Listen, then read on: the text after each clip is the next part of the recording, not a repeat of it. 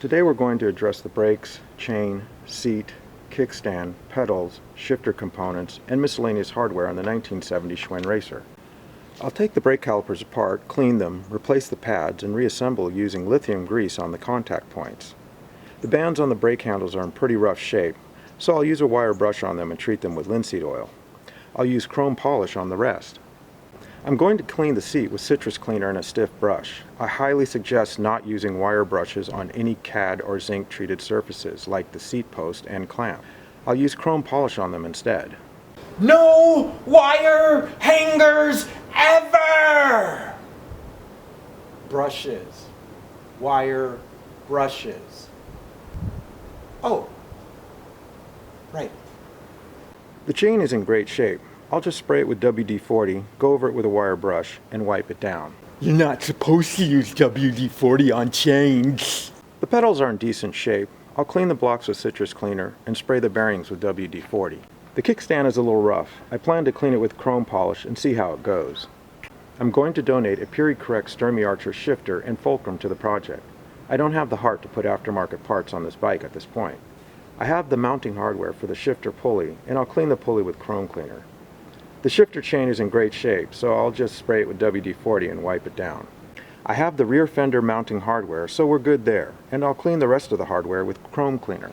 Okay, let's get started.